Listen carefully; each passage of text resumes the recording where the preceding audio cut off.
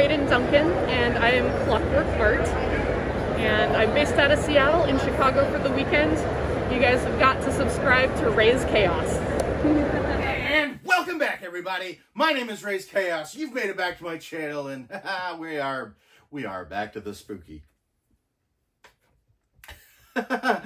Yeah, we take a break for the comic book covers, but it is still October. It is still Halloween month, and Raze is still going to go back there.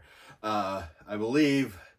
What did we do? We've done Nosferatu. We've gone way back, and we've done some Poltergeist, so early 80s and everything.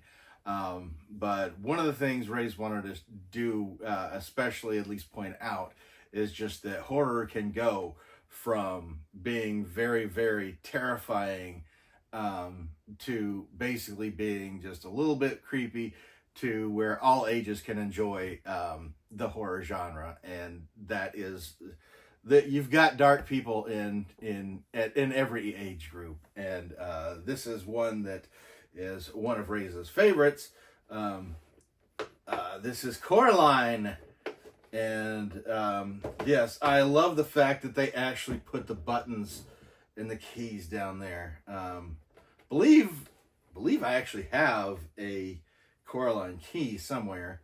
But the book came out in 2002, and I mean, being the Neil Gaiman fan that Raze is, he jumped on it. He read it, absolutely loved it, because.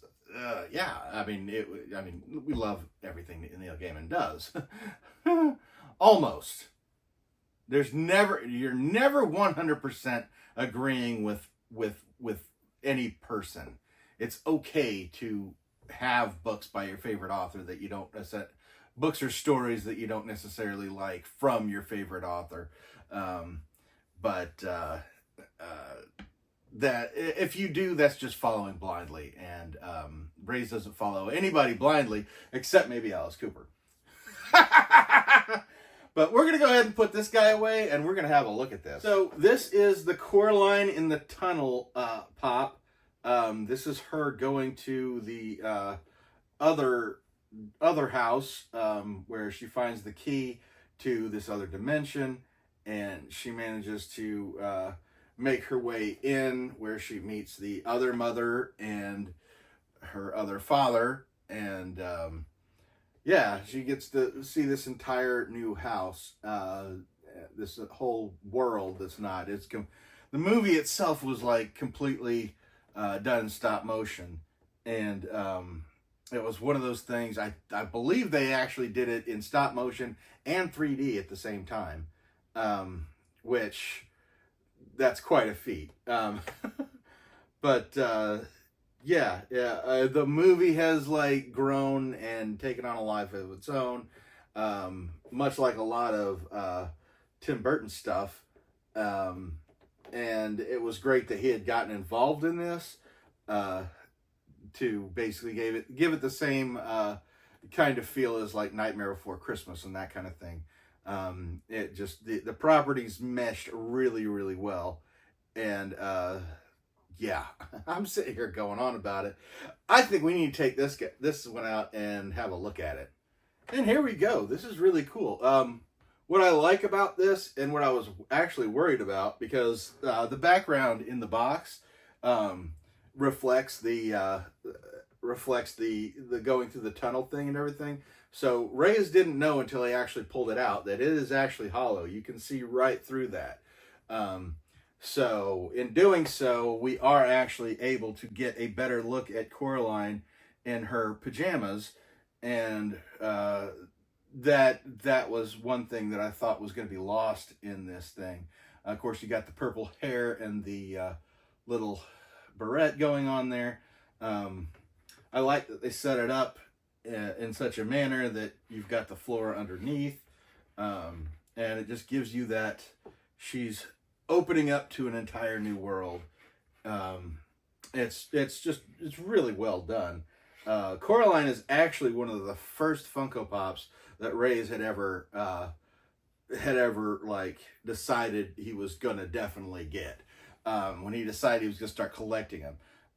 It's a really fun story that Raze had gone to a Hot Topic and was just like scooping up a bunch, and they had like a buy two get one free thing going on, and Raze had picked up several, one being a diamond edition, that kind of thing. And the girl behind the counter said, you know that these don't count towards the buy two get one free, right? And I just looked down. And on the counter right there was a Coraline Pop. So Raze just grabbed it, said, "What about this one? Does this one count towards it?" And they're like, "Yeah." And I'm like, "Okay, give me this one." Because it was a pop that Raze hadn't seen over on the shelf and everything. And we went ahead and got to it.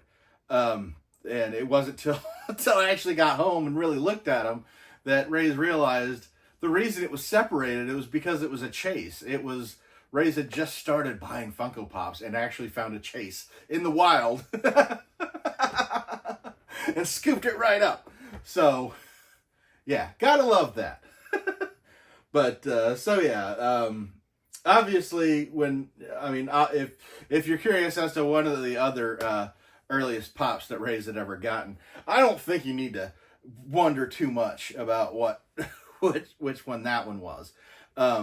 Because, yeah, Raze got that before he even decided he was going to start collecting Funko. But obviously, when you decide you're going to start collecting something, you collect what you know. And getting a Neil Gaiman property was a no-brainer. Probably would have gotten that one even if I wasn't getting into Funko Pops as I was. But this is a great depiction. I've always leaned towards the book more than the movie. But, that's kind of a trait that Raze carries no matter what he's doing. But this is still an excellent pop. Honestly, I think this one lends itself best to actually staying in the box. That way you do get that background off. And plus, if you want to display this, you've got to deal with the fact that you've got the stands with the thing. And I don't know, that just basically means you've got to make sure that you angle this correctly if you're going to display this outside of the box. So she's probably going to go back in the box. But yeah, had to do a nice little deluxe. Wanted to do something for the potential younger viewers that are watching, because Raze gets into the subjects that he talks about and tends to get wordy as far as going into the background of it, and some of it, kids could get lost in.